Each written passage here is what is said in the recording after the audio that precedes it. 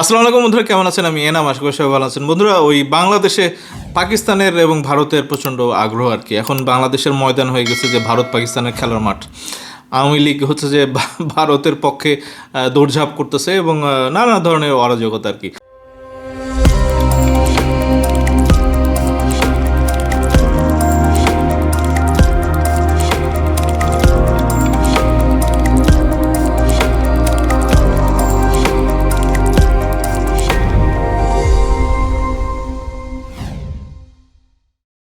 তো দেখেন, আমরা আসলে কোন দেশের পক্ষের মানুষ? আমরা কি বাংলাদেশের, নাকি আমরা ভারতীয়, নাকি আমরা পাকিস্তানি? এখানে আবার তুরস্কের নামটা অনেকে চলে আসছে। এবং দেখেন, তারেক রহমান এখানে আসছে এবং তারেক রহমানকে মারার প্লট করেছে হচ্ছে যে পাকিস্তান। এই ধরনের খবর কিন্তু হচ্ছে কারা প্রচার করতেছে? ভারতের গদি মিডিয়া আর কি। তো এখন আমরা শুনবো কোথায়, মানে কাকে শুনবো আর কি? মানে আমরা কি ভারতকে শুনবো, নাকি আমরা পাকিস্তানকে শুনবো? উচিত হবে যে আমরা যেন বাংলাদেশকে শুনি আর কি। তো এখন দালাল আসলে বেশি হয়ে গেছে এবং খুব সাবধান আমরা, দালাল থেকে সাবধান থাকি এবং দালাল না হই আর কি। দালাল হলে বন্ধুরা অবশ্যই বাংলাদেশের পক্ষে দালাল হবে, এবং না ভারত, না পাকিস্তান, না তুরস্ক, না আমেরিকা, না লন্ডন। আমরা বাংলাদেশের পক্ষের মানুষ এবং বাংলাদেশের এই স্বাধীনতা সার্বভৌমত্বের পক্ষের মানুষ। তো দেখেন, এখানে পাকিস্তান, তুরস্ক এবং ভারতের কিছু ইন্টারেস্ট আছে। তো এইগুলা মানে দেশের যারা সরকার আর কি, তারা এগুলি ডিল করবে। আমরা ছোট মানুষ, আমরা শিক্ষার্থী, আমরা হচ্ছে শিক্ষক, আমরা হচ্ছে যে রাজনৈতিক দল। কেন ভাই আমরা বিদেশি শক্তির মানে একটা মানে ক্রীড়ানক হিসাবে কিন্তু আমরা খেলবো আর কি, এবং দেশের বিরুদ্ধে আর কি? বিপ্লবী সরকার গঠন করার কথা কে বলছে? এটা পিনাকি বলছে, ইলিয়াস বলছে।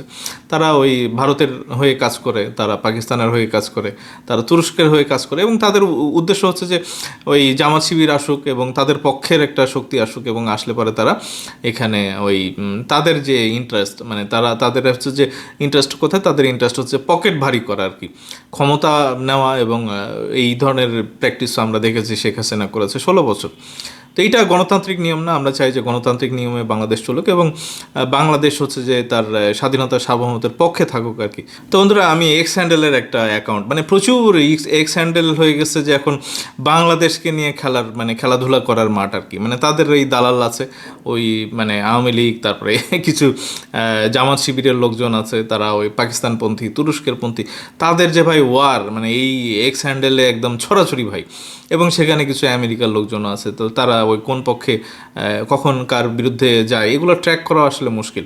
তো দেখেন, একটা অ্যাকাউন্টের মানে কিছু টুইট আর কি, মানে এটা আপনাদেরকে দেখাই। সানা ইউসুফ জাই, মানে ও পাকিস্তানের একটা মানে ফ্ল্যাগ লাগানো, এবং 2019 সালে ডিসেম্বরে এটা মানে অ্যাকাউন্টটা করা হয়েছে, এবং অ্যাকাউন্ট বেসড ইন পাকিস্তান, মানে কোথায়?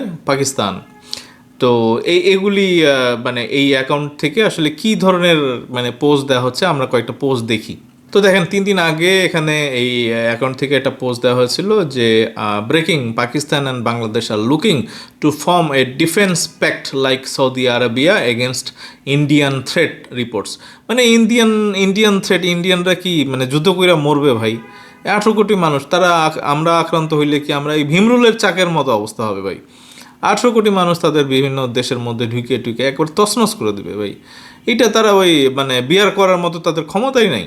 এবং আমিও দেখলাম যে বাংলাদেশ টেলিভিশনে কিছু এরকম ভিডিও দেখাচ্ছে আর কি। মানে ওই অপারেশন সিন্দুরের মধ্যে যখন ওই মানে জাহাজ টাহাজ বা ওই ট্যাং টুং সরানোর যে ছবিগুলি আছে, সেই ছবিগুলি দেখিয়ে তারা ওই অডিওতে রেকর্ড করছে, মানে ওদের মতো করে, যে এইগুলি কিন্তু বাংলাদেশে ব্যবহারের জন্য আনা হচ্ছে আর কি।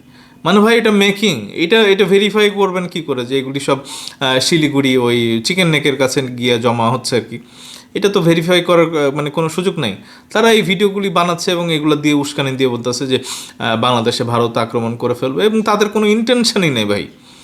তারা তাদের ওই বিভিন্ন জায়গাতে মানে বাংলাদেশে তো আসলে উস্কানি আমরা দিছি আর কি, তাদের হিন্দু ধর্মের লোকজনকে আমরা মারছি, আগুন জ্বালাইছি। চীনের ভাই থ্রেট আছে, চীনের থ্রেট আছে, এই কারণে চিকেন নেকে তারা সমাবেশ করলে সেটা কিন্তু একটা কারণ। তো এইটাকে পুঁজি করে আবার পাকিস্তান মানে ডিফেন্স প্যাক্ট করো, তারপরে অস্ত্র নাও, মানে একেবারে ওখানে মিসাইল কিনো। এবং টার্কি, মানে টার্কির যত ভাই অস্ত্র আসে, আমার ধারণা যে এগুলোর মধ্যে ওই পাকিস্তানিদের কমিশন আছে ভাই। মানে সরকার টু সরকার আপনারা যা কিছু করেন। তা আমি তো মনে করি যে পাকিস্তান এবং তুরস্কের অস্ত্র কেনা এই আমরা মানে দ্বিতীয়বার চিন্তা করবো কিনা, কারণ আমার সবচেয়ে বড় শক্তি হচ্ছে যে চীন। চীনের কাছ থেকে অস্ত্র নিয়ে পাকিস্তান চলে আর কি, তাদের টেকনোলজি সব চীন বেসড। তাহলে আমরা কি আবার চীনের কাছে কি এতদিন আমরা 16 বছর করছি না, ডাইরেক্ট আমরা চীন থেকে পারচেস করছি না? এখন কি ওই চীনের কাছ থেকে টেকনোলজি, অস্ত্র এবং কারখানা করতে গেলে কি আবার অসীম মনিরের পকেট দিয়ে ঘুরে যেতে হবে, তাকে ডোনেশন দিয়ে কমিশন দিয়ে যেতে হবে? এটাই তো তারা চায়। তারা চায় যে তাদের এই প্যাক্ট ট্যাক্ট কইরা এই সমস্ত কিছু চীনের কাছ থেকে তারা অস্ত্র পাঠাবে বাংলাদেশে এবং কমিশন খাইবে হচ্ছে তারা। 3 দিন আগে এটা আরও বলতেছে যে it is bad for Bangladeshi Muslims to lynch Bangladeshi Hindus, but it is right for Indian Hindus to lynch Indian Muslims, kill Indian Muslim kids, RSS BJP's logic. মানে এইটা বলতেছে যে ভারতে যদি মুসলিম আঘাতপ্রাপ্ত হয় তো এইটা কোনো বিষয় না, কিন্তু বাংলাদেশে হিন্দু মরলে কিন্তু এটা বিষয়। মানে এগুলি প্রোপাগান্ডা ভাই, এটাও আর একটা প্রোপাগান্ডা মেশিন। আমরা এতদিন গদি মিডিয়ার জ্বালায় বাঁচতাম না, এখন ওই পাকিস্তানি মিডিয়া অসীম মনির মিডিয়ার অত্যাচারে বাঁচতেছি না। সানা ইউসুফজাই 2 দিন আগে এরকম খবর দিয়েছে, যে পোস্ট দিয়েছে, may this bond of friendship grow further and hit new heights in near future. Pakistan এবং বাংলাদেশ হ্যান্ডশেক করতেছে আর কি। তো এইগুলো তাদের মানে এগুলি চায় আর কি। যুদ্ধ কিন্তু সলিউশন না। এখন যুদ্ধ যদি আমরা কেউ চাপায় দেয় তাইলে না যুদ্ধ করবো আমরা। মানে কেন ওই পাকিস্তান উস্কানি দিচ্ছে যে ওই 7 সিস্টার আমাদের অংশ? আমরা কখনো বলছি, ডক্টর ইউনূস কখনো বলছে যে ওই 7 সিস্টার ভারতের, এটা আমরা নিয়ে নিব? কিন্তু তারা প্রচার করে বেড়াচ্ছে পাকিস্তান। তো দেখেন এখানে বলতেছে যে how many Hadis will you kill from every home a Hadi will rise. মানে আমি তো এখন এইসব দেখে মনে করি কি যে এখন ওই শাহবাগে যারা জড়ো হয়েছে এগুলো সব ওই পাকিস্তানপন্থী আর কি, জামাত শিবির এবং পিনাকি ইলিয়াস। তো এখন আমরা দেখছি যে ওই ইলিয়াসের তো অ্যাকাউন্ট মানে ডিসেবল হয়ে গেছে। এখন পিনাকিটা যদি হয় এটা দেখার বিষয় কখন হচ্ছে আর কি। তো ইলিয়াসকে কিন্তু আবার খুঁজে পাঠাচ্ছে। এখন ওই হারপিক মজুমদার কিন্তু ফ্রান্সে গেছিল। এখন এই হাদিকে মারার পিছনে কিন্তু তাদেরও একটা প্লট হইতে পারে। মানে এই ফয়সালকে কে ওই ইনকিলাব মঞ্চে হাদির পাশে নিয়ে গেছে, এটার আগে তদন্ত করবেন না? এটার আগে তো তদন্ত হওয়া উচিত। তো এইটা না করে ওই আমরা হাদির বিচার চাই। বিচার তো বিচারের জায়গাতে হবে ভাই, কিন্তু এইটা যে ওই পাকিস্তানের প্লট না বা অন্য দেশের প্লট না, এটা ভারত পাকিস্তানের যৌথ প্লট না, এটা কে বলবে? মানে ওই হার্পিক মজুমদারও হচ্ছে যে ভারতের রয়্যাল এজেন্ট, আর পিনাকিও হচ্ছে যে ভারতের রয়্যাল এজেন্ট। মানে সে তো ছিল শাহবাগে যখন সে ওই গণজাগরণ মঞ্চ করছে তখন সে রয়ের পারপাস সার্ভ করছে না পিনাকি। তো ওই কানেকশন তো এখনও আছে। একবার ওয়ান্স যদি আপনি দালালি করেন, আওয়ামী লীগের দালালি, তো আওয়ামী লীগের লোকজন কি আপনারে ভুলে গেছে? তো সে তো ওই হার্পিক মজুমদার গেছে ফ্রান্সে, ওখানে গিয়ে আমি আসছি, পিনাকির সাহস থাকলে এখানে আসো, কথা বলো আমার সাথে। তো ও কি কথা না বললে আসছে? এই তো ধরেন 1 মাস 1.5 মাস আগের কথা। তো এইগুলো যে ওই ভারত পাকিস্তান মিলে একটা ষড়যন্ত্র করতেছে না, এবং উদ্দেশ্য হচ্ছে যে বিএনপি যেন ক্ষমতায় না আসতে পারে এবং বিপ্লবী সরকার তৈরি করা। এবং কর্নেল মোস্তাফিজ গতকালকে আমি দেখতেছিলাম যে এই আন্দোলন চলবে, শাহবাগের এই আন্দোলন চলবে, এবং এখানে যদি বিচার মানে হাদির যদি বিচার না হয় তাহলে ওয়াকারুজ্জামানকে সরাইতে হবে। তো এইগুলো তো ভাই বুঝে উঠতে পারতেছি না। মানে ওয়াকারুজ্জামান কর্নেল মোস্তাফিজকে সারাক্ষণ ইনকিলাব মঞ্চ, ইনকিলাব জিন্দাবাদ এগুলি বলে বেড়াচ্ছে, হাদির বিচার চাই। হাদির বিচার তো সরকার করবে, আইন শৃঙ্খলা বাহিনী করবে।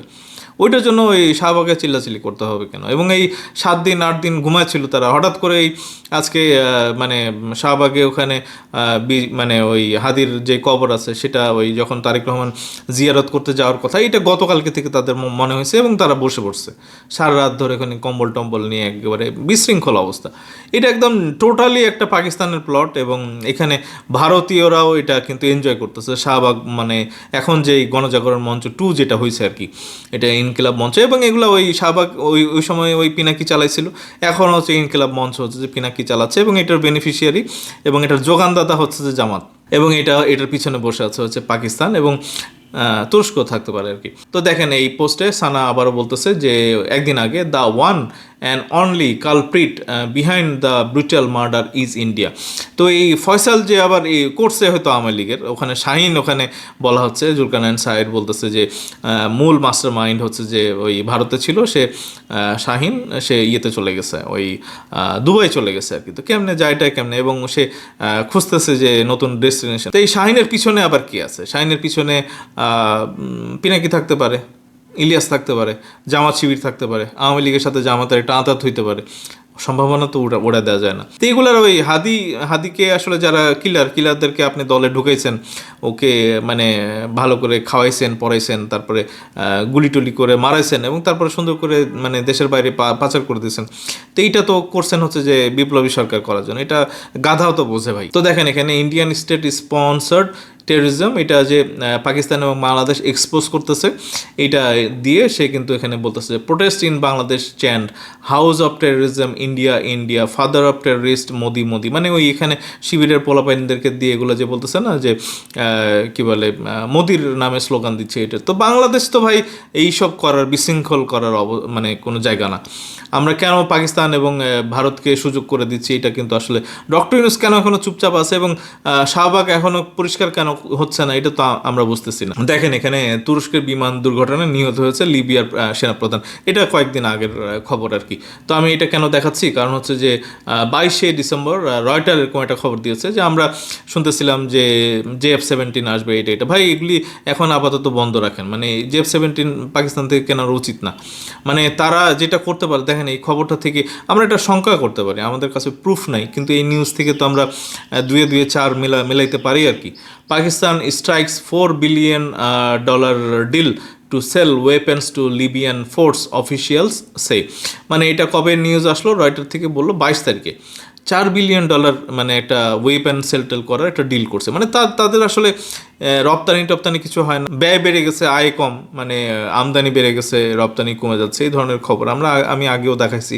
তো এই যে $4 বিলিয়ন এখানে JF-17 লিবিয়াতে তারা বিক্রি করবে, এবং তারা যে প্রোপাগান্ডা মানে ছড়াইছে যে বাংলাদেশকে অ্যাটাক করবে ওই ভারত, এবং এটার জন্য JF-17 মাস্ট, এটা কিনতেই হবে, এটা না কিনলে নাকি বাংলাদেশ বাঁচবে না। তো এবং গতকালকে আমি বলছি যে তারা এইসব দেখাচ্ছে যে বাংলাদেশে যদি তারা আক্রমণ করে ভারত, তাইলে ওখান থেকে তারা অ্যাটাক করবে কিনা। এগুলো ভাই, এগুলো থেকে ওই জামাত শিবির যে পাগল, আমি তো এখন বুঝছি যে আসলে এই ভারতের যে শত্রুতা, এটার চাইতে তো এখন পাকিস্তানের শত্রুতা বেড়ে গেছে আর কি হঠাৎ করে। এখন ওই ভারত পাকিস্তানকে দুইটাকেই ঠেকাইতে হবে ভাই, এটা ছাড়া তো বাংলাদেশ বাঁচবে না। তারা একটা উর্বর মানে ক্ষেত পাইছে আর কি শেখ হাসিনা চলে যাওয়ার পরে, মানে এইসব টেরোরিজম করার জন্য। ওই দিক দিয়ে ভারতও করতেছে, ওই দিক দিয়ে পাকিস্তানও একটা সুযোগ খুঁজছে যে কীভাবে একটা বিপ্লবী সরকার করা যায়, এবং এটার জন্য যা করা দরকার, এখানে শাহবাগে ইনকিলাব মঞ্চ বা হাদি চত্বর এইটা বানায় একেবারে অরাজকতা ভাই। এবং সারা রাত ধরে সব বোরকা পরা লোকজন এখানে আল্লাহ আল্লাহ মানে স্লোগান দিচ্ছে ভাই। আমরা তো ইসলাম আমাদের ভাই অন্তরে, তো এইটা তো ওই মানে স্টেট টেরোরিজম তো এখন ওই জামাত শিবিরের মাধ্যমে পাকিস্তান করতেছে। তো দেখেন এখানে $4 বিলিয়ন যে স্ট্রাইক মানে করলো, ডিলের এই কনফার্মেশনটা দিল, এবং তারপরেই লিবিয়ার army chief killed in air crash in turkey.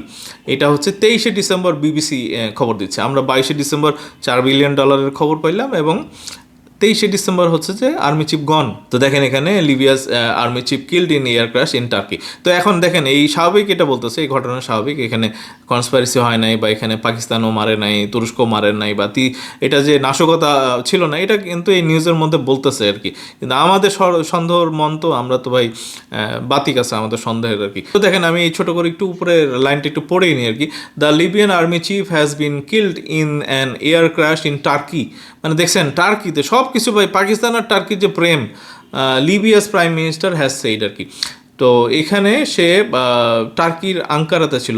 General Mohammed Ali Ahmed al Haddad was on board a Falcon 50 aircraft flying out of the Turkish capital Ankara on Tuesday evening. He was killed along with 4 other military officials and 3 crew members. মানে ওই meeting কইরা সে মানে প্লেনে উঠছে আর কি, এবং ওই plane উপরেই ক্র্যাশ করছে, এবং ওনার সাথে কয়জন ছিল, 4 জন মিলিটারি অফিসার, এবং এরা সব সিনিয়র অফিসার ছিল আর কি।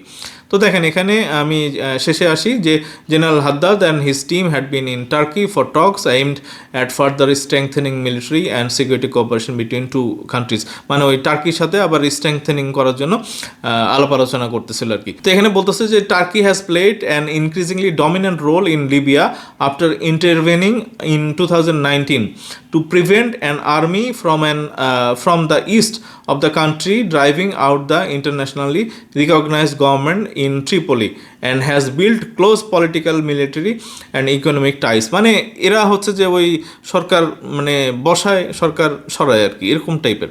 মানে লিবিয়ার ওই মানে কর্নেল গাদ্দাফি ছিল, তো এই 2019 সাল থেকে কিন্তু এখন এই কন্ট্রোল করতেছে টার্কি। তো এরা ভাই ওই পাকিস্তান, টার্কি এগুলো ভাই কোন কোন দেশে মানে কোন কোন রাজনৈতিক দল মানে পালে ভাই এগুলি। এখন আমাদের ভয় হচ্ছে যে জামাত শিবির আবার এই তুরস্ক এবং পাকিস্তানের মধ্যে ঢুকে গেছে, এবং এনসিপি সহ। এনসিপির এইসব এতদিন আমরা শুনলাম যে তারা ওই 300টা আসনে নমিনেশন দিচ্ছে, এটা দিচ্ছে সেটা দিচ্ছে, এখন তারা ওই 30টা সিট, 40টা সিট, 50টা সিট এগুলি নেগোসিয়েশন করে হচ্ছে জামাতের সাথে। মানে ওই পাকিস্তানের B team, C team, D team, A team মানে পুরোটাই বাংলাদেশে এখন ওই বিএনপি ছাড়া কেউই কিন্তু আর আলাদা কোনো টিম না। এরা হচ্ছে যে সব ওই পাকিস্তান এবং ভারত এবং তুরস্কের কলকাঠির নাড়া হচ্ছে যে রাজনৈতিক দল।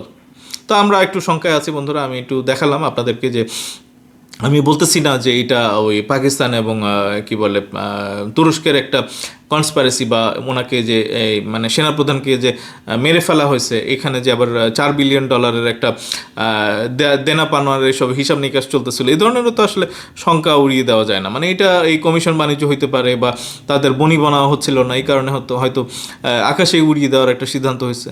তো এইগুলো তো আমরা উড়াই দিতে পারতেছি না। আমরা ওই পাকিস্তান এবং তুরস্ক ভাই এগুলো করতে পারে, এবং ভারত তো আমরা করছি, আমরা 16 বছর ভাই ভুক্তভোগী। এই শেখ হাসিনা যে আমাদের একটা স্ট্যাটাস আমরা দিতে পারিনি, এটা তো আমরা জানি। এখন আমরা ওই খালকাইটা আবার ওই কুমির আনবো কিনা পাকিস্তান এবং তুরস্কের মতো বন্ধু সেজে আবার আমরা সারা জীবন তাদের মানে পেটের মধ্যে ঢুকে যাব কিনা, এটা আমার মানে একটা শঙ্কা। এবং আমার মনে হয় যে আসলে বিদেশি রাষ্ট্রের আমাদের বন্ধুত্বের দরকার নাই, আমরা বাংলাদেশ এবং বাংলাদেশ নিয়েই থাকবো। এবং তারেক রহমান যেভাবে বলছে আর কি, যে না দিল্লি না পিন্ডি, আমরা অনলি বাংলাদেশ এবং বাংলাদেশ ফার্স্ট আর কি। তো সেটাই হওয়া উচিত, এবং বাংলাদেশপন্থী যারা আছি আমরা বাংলাদেশের পক্ষে থাকি, এবং বিদেশি শক্তির ষড়যন্ত্রের মধ্যে, কনস্পিরেসির মধ্যে যেন আমরা কোনো ট্র্যাপে যেন না পড়ি, এটা কিন্তু প্রত্যেকটা বাংলাদেশি নাগরিকের কিন্তু মানে একেবারে কর্তব্য আর কি। এবং এই জিনিসটা এনশিওর করতে পারলে কিন্তু বাংলাদেশ সেফ থাকবে। আদারওয়াইজ কিন্তু বাংলাদেশে ওই ভারত খেলবে, পাকিস্তান খেলবে, এবং এই খেলাধুলার মধ্যে দেখবো যে কোন দিন একটা বড় বোমা আপনার অথবা আমার ঘাড়ে এসে পড়ছে আর কি। তো বন্ধুরা, এখনকার মতো এইটুকুই। সাথে থাকবেন এবং অবশ্যই কমেন্টে আপনাদের মতামত জানাবেন, এবং বাংলাদেশকে নিয়ে ভাবি, এবং বাংলাদেশে নতুন করে যেন আর অস্থিতিশীল অবস্থা তৈরি না হয়। তো বন্ধুরা, বিপ্লবী সরকার করলে আবার বাংলাদেশের ওয়াকারুজ্জামান, তারপরে ডক্টর ইউনূস এবং তারেক রহমান, তাদের উপরে যে আবার হাত দিতে হবে, এইটা মানে মানতে পারবো না আর কি। এটা হতে পারে না এবং এটা হতে দেওয়া যাবে না। তো বন্ধুরা, সাথে থাকবেন এবং খুব তাড়াতাড়ি দেখা হচ্ছে। ধন্যবাদ সবাইকে। আসসালামু আলাইকুম।